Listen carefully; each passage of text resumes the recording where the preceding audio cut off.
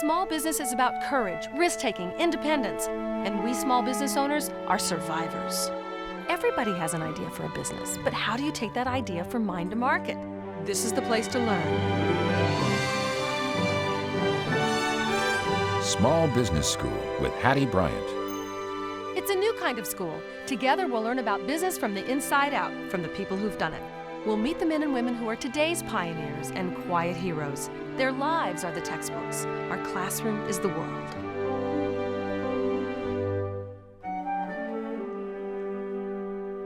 Hi, I'm Hattie Bryant. There is power in numbers, and when every business on Main Street gets together, our communities can be transformed. Today, you'll meet business owners who commit time and money for the cause of the greater good, and you'll be able to see with your own eyes that every one of them has some common qualities. First, they're hardworking, the opposite of a couch potato. Second, they think about making the lives of others better, the opposite of self-serving. And third, they see the glass half full. They're optimists, brimming with enthusiasm for the future. The opposite of the negative elites, the victims, and those who wait for something good to happen. These are the movers, the shakers, the thinkers, the dreamers, the workers, the creators of wealth and work. And while they're doing all of that, they volunteer.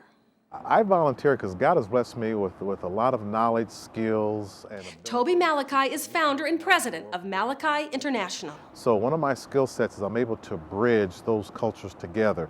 And so I like to volunteer to help small businesses, medium-sized businesses, to make that bridge to going international a little more easier for them.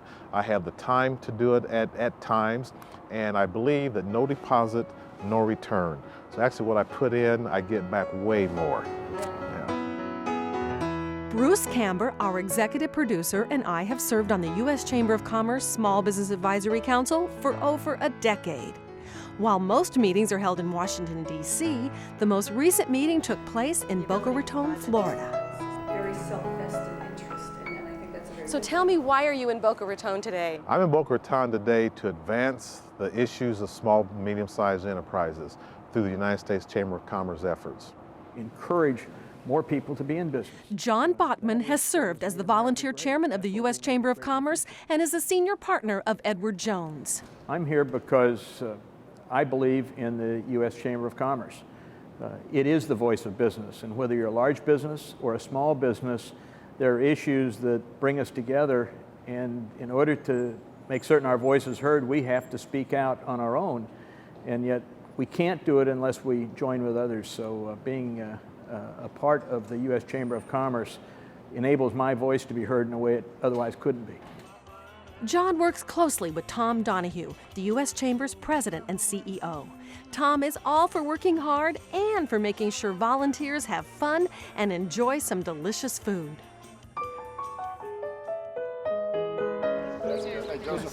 Small business owners are involved in chamber activity at the national, regional, state, and local level.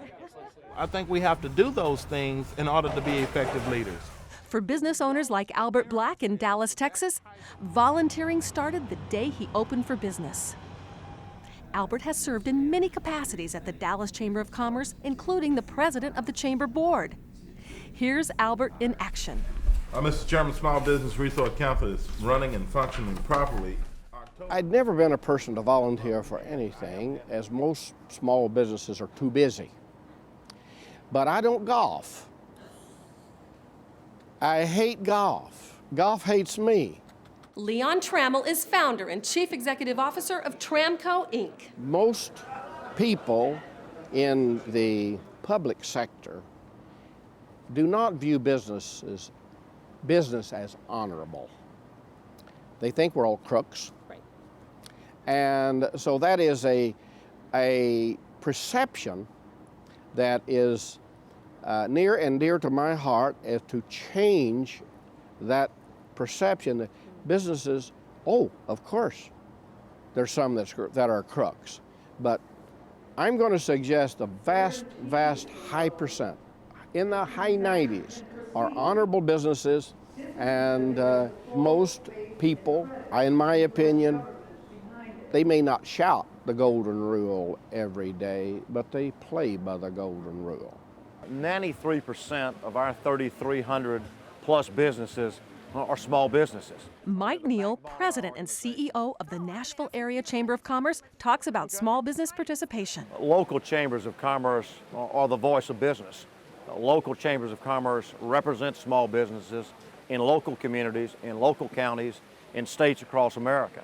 Small business owners drive the agendas of local chambers. Small business owners set those agendas, set those priorities. Small business owners are getting involved in making a difference. Specializes in national public awareness. Susan Hager is founder of the public relations firm Hager Sharp.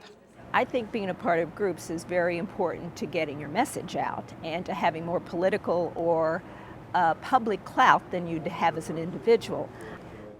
This hardworking and hard-thinking group that makes up the United States Chamber of Commerce Small Business Advisory Council meets several times a year to advance policy that will empower the job creation engine of the country.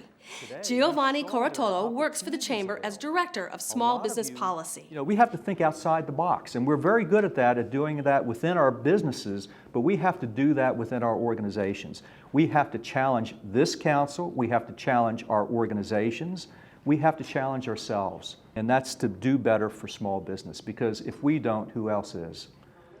Construction company owner Mara Donahue is a volunteer who serves not only as the chair of this council, but on the board of the U.S. Chamber, where in 2005 she was elected to its top volunteer job.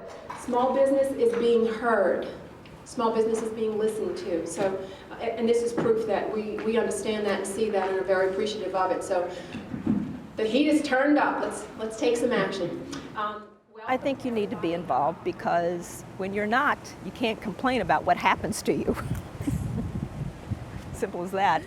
I would say probably 3/4 of the leaders that I've been involved with are small business owners with employees 50 or less. Randy Gordon is president and CEO of the Long Beach Area Chamber of Commerce. Absolutely. Public policy and what we do and our efforts for public policy is probably the most important reason, because we advocate for our small business owners. We are the so-called, $100,000 lobbyists that they can't afford, and it's free with their membership. I think that all small business should get involved. I really do. Isabel Hilliard is founder, president, and CEO of Old Dominion Home Health Care. I think it would help change some of the policies that have been written. I think it would help give our senators, give our legislators, give our representatives, give people an idea of what it's like in the real world. Many of the people who are sitting making decisions do not know what it's like in the real world. It's an international airport, but it only does about 13 million people a year. Representing the real world of small business in San Diego is John Hawkins, owner of Cloud9 Shuttle. He has worked for over a decade as a volunteer at the San Diego Chamber of Commerce and just completed a busy term as its president. Oh, look at this. This is our... Cloud9 has tried to be a good member of the community. The vans carry ads for nonprofit organizations.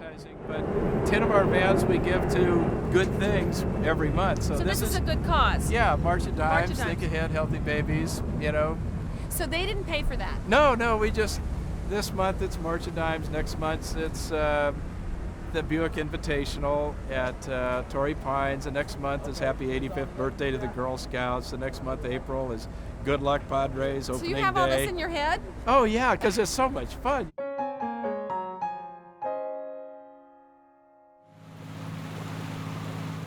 On the other coast in the state of Maine, there are 50,000 businesses with fewer than 20 employees. Maine takes great pride in considering itself the entrepreneurial state. Dana Connors, president of the Maine State Chamber of Commerce, works to nurture them all. We recognize the key to our success is the individual's ability and creativity to take something from an idea and to build that into something that bears fruit. This state is very proud of that fact, and we try to do everything we can to nurture it, to preserve it, but most of all to build upon it. I'm President and Chief Executive Officer of the National Restaurant Association. This is Steve Anderson. Well, I've been involved in the U.S. Chamber of Commerce for 25 years, as long as I've been in association management.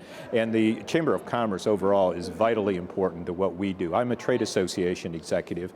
I have to work on issues that are specific to the restaurant industry. I call those our micro issues. The big business issues that do impact the restaurant industry, I rely mightily on the U.S. Chamber of Commerce to carry the water for us on those macro issues. The Small Business Council is absolutely vital to what the Chamber does. I think a lot of people have the perception that the Chamber is all about big business, which is not true. You know, the restaurants are the cornerstone of the local community. 9 out of 10 restaurants are involved in philanthropic work. Whenever there is a disaster or a problem in a local community, they always turn to the restaurant operator, and they're always the first ones to volunteer to help them out. And Jim Wordsworth is one of those philanthropic restaurant owners. He is founder and owner of JR's Good Times in McLean, Virginia. Why do you take time to volunteer? Well, I think because I care. I care about things. So what I try to do myself is to make sure I've got my housekeeping done so I can go out and pursue these things. It would be fruitless for me to be talking to you here today, or to be at a cerebral palsy meeting, or an educational foundation, or a National Beef Council meeting, and my business falling apart, and I couldn't even pay for the plane ticket back. So step one, I think, was to make sure my house was in order, and then step two, to pursue those things that I think are additions to quality of life. I'm all about quality of life for me and for you.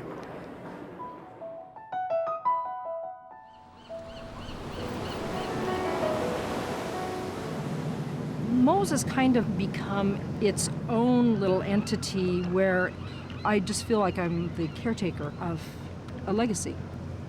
Cindy McEntee is owner of Moe's Restaurants, the place famous for serving hot clam chowder since 1951. She has 3 locations on the Oregon coast and a chowder-based factory. Cindy is an anchor in her local Chamber of Commerce, and when she's not working on her business, she works on the business of making Newport a destination.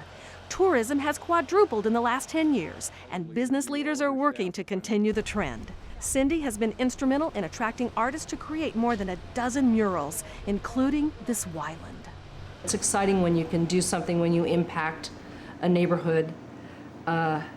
When we have our 50th anniversary, which we did this year, we decided to thank the community. And so we had decided that 50% of every ticket, for every table of people, 50% of their ticket cost would go to whatever little community charity they wanted.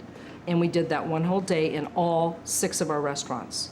So each community had its own, you know, specific little. Did you add up at the end of the day how much money you guys gave away? Yeah, it was about $18,000. So what motivates these small business owners to spend precious time away from their businesses? What is the result of hundreds of hours of volunteer effort? Existing and potential entrepreneurs from all over the country can thank this council for setting a strong pro-small business agenda at the Chamber. An agenda to address the paperwork and regulatory burdens that small employers face on a daily basis. An agenda that encourages legislative change to improve access to quality, affordable health care. And an agenda that reins in an out-of-control legal system. One small business owner can make a difference, and many small business owners can make a big difference. Small business owners all over this country find places where they can best serve as volunteers. They raise billions of dollars for existing causes. There is no single segment of the population more generous than small business owners. This is because to succeed in small business requires a servant's heart. We serve our customers, and as a result, we prosper. We're in the habit of serving, so when we see a need or when we are asked to help, we say yes. The business community loves our show. One owner says, "You're motivating, informative, and inspiring." Another calls us insightful. One says, "It does my soul good." Another thinks we are the true reality show. And we're called the best business educational show on television. Want to learn more? Join the thousands of small business owners who are making a difference and add your voice to our story. Visit us online at smallbusinessschool.org. Maria, what is this? It's a read for the Architectural Digest. This magazine is organizing a charity. At Nicole Miller, the New York City fashion house, charity projects have their own room. Those are puppies that are being trained for seeing eye dogs, so that's good. I mean, Bud Conheim, Nicole Miller's partner, says they never turn down a worthy request to help in their community. all right, might as well do it the best way you can now. At least it's red, white, and blue. Okay. Terry Zuby Zaretta is founder of Miami-based Zuby Advertising. She is a member of the Miami and Hispanic chambers. She knows how to sell airline tickets, cars, wax, you name it, to the men and women who grew up speaking Spanish at home or who call Spanish their first language. My roots are in Cuba, that's my motherland, and the United States is my fatherland, so it's a pretty good combination what I have. The walls of Zuby are a testimony to Terry's decades of service to the community. She gives more than she takes across the board. And when I say she gives more than she takes, she gives more to the community, to all of the communities, not just the Hispanic community, to all the communities than she takes back.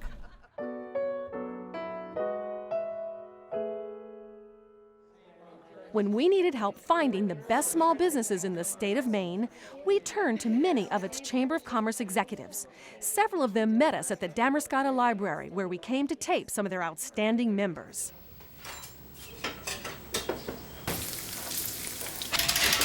Susan and Bill Mintz run one of Maine's most celebrated B&Bs. Their Harpswell Inn at Lookout Point treats guests to plenty of good food and fun. Here we go. Maine blueberry pancakes. Incredible. As members of their local chamber, the leadership is happy to brag. This is Bruce McMillan. Well, Hattie, we have 700 terrific members in our 15 services communities, and we had the privilege of nominating some special small business people to be a part of this broadcast. And the people that are with us today are, we think, examples of our membership. They are skilled in the business that they do. They're successful in making their products available and selling them outside of Maine, and they're all examples of good corporate citizenship. This is your town. Has anybody ever called you the unofficial mayor of Austin? I've been called a lot of things. That's one of the nicer ones.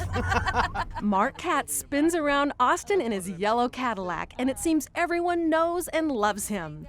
His restaurant, Katz Deli, is an Austin icon, and as the saying goes, Katz never closes. My gut tells me, and my intuition tells me I keep what I have by giving it away. It's the only way for a signature restaurant to grow. You keep what you have by giving it away. No question.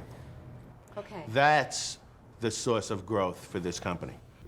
Okay. And everybody benefits. If there's something I really like and I really find the need for, I get involved in it. And I have this company give and give and give in every way we possibly can.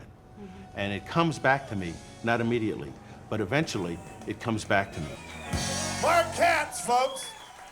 What'd I tell you? He's been practicing. The joke around our office is our strategic plan lately is where are we going for lunch? John Gregory is president and CEO of the Northern Rhode Island Chamber of Commerce. What are you doing in Boca Raton? Coming down to learn a little bit more as we do every year here at the U.S. Chamber of Commerce Committee. It's an annual event that gives us the opportunity to network with other presidents and CEOs of Chamber, find out what's going on in their world, talk about best practices, talk about policy, because as we know, what happens at the federal level affects all of us. Do you think that small business owners are being heard on Capitol Hill? Yes, I think they are. I think for a while they weren't. I think a couple of factors contributed to that, to be honest with you. First of all, the U.S. Chamber is refocusing on small business issues, but also the NFIB, the National Federation of Independent Business People. They make sure that small businesses are heard. You know, Rhode Island, we're kind of unique because the state is so small. We have instant access to our congressional delegation. You know, so we make sure that the small business person's voice is heard as well. The last couple of days when you've been here, you've asked me how come we're having a spring jam in the fall. Well, it's not a spring jam, it is a big spring jam. Okay. And this is Big Spring. This is David Milley, owner of Theatrical Lighting Systems. His company was named Small Business of the Year in 1992 by the Huntsville-Madison County Chamber of Commerce. Why are you a member of the Chamber of Commerce? Why am I a member of the Huntsville-Madison County Chamber of Commerce? These are probably the most, the best promotion of Huntsville and community that I've ever seen anywhere. You've got to give back. I mean, if a city is good to you, you've got to give something back. And what makes a democracy great is kind of what you're talking about, is this volunteer spirit. Mike Scar is the president and CEO of the Naperville Area Chamber of Commerce. About 75% of our population is involved in some sort of volunteer activity. It's part of the culture and the fabric of our community, so you are expected to really be engaged in some volunteer capacity, and we raise actually millions of dollars each year in our community that gets recycled back in by people in volunteer capacity. So we're all involved in a variety of volunteer activities. We found more dedicated volunteers at Detroit's Diversified Chemicals. The founders, Arnold Joseph and George Hill, run their $70 million business and still find time to work in the community. Even though you have to make profits and you have to be businessmen, it doesn't dismiss the fact that you can have moral values, you can have ethics, and you can have the desire to renovate and to be an uplifting spirit within an area. What we have done on a consistent basis is to take over literally abandoned properties and bring them back to life. We don't sell them. We continue to use them. They become an economical method of establishing a business that then creates employment, technology, and growth. And really, it's who we are and what we want to become. It's what we want to share with others, because if we can do it in our own small way, others can do it in a much bigger way. It's always right to talk about making the kind of profits that give you and your family a sense of security and a sense of well-being. Okay? Nothing wrong with it. That's American capitalism. But I think if you start focusing on that, then you miss some of the real fun and the real joy of being in business. You miss part of the creative process. I'm not an artist or a musician, but creating wealth in the community and creating jobs, and not wealth for Arnold and I, but wealth in the community, okay? And creating jobs is something that we're capable of doing. Well, the old homestead and our facilities and Glazer Elementary are all within a 6-block circumference from each other. And what we have here is an elementary school where, according to the principal, Dr. McMurtry, 75% of the students either come from one-parent families or are below the poverty line. And what this school represents is an opportunity for our company to become involved in the community in yet another way, because it's our employees that are involved in addition to the company. And we're going to really expand on this coming fall, because this is the way you change America. If all of your life is about you, and all of your life is about your possessions, and all of your life is about what other people think about you, you do not need to be here. When I get up of a morning, I'm sure there's a dozen reasons that I should just roll over and cry and go back to sleep. But I search for one, at least one reason to get up and be positive for that day. If you look, you'll find it. What we have to do in the U.S. is continue to, in effect, refine or perfect what we're doing. One small voice is small, but when you have 3 million voices all on the same page, it makes a big difference. That is what has made America great. That's what will make it great in the future.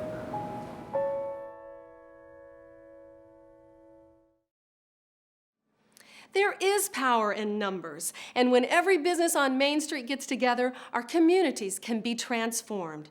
You've just met the movers, the shakers, the thinkers, the dreamers, the workers, the creators of wealth and work, and while they're doing all of that, they volunteer. I'll see you next time. Small Business School with Hattie Bryant. If you want to learn more about starting, running, and growing a business, come to our website, smallbusinessschool.org. There's streaming video and interactive study guides. The only way we can compete with big business is to be faster, smarter, and better. We are the engine of the American economy. We create the jobs.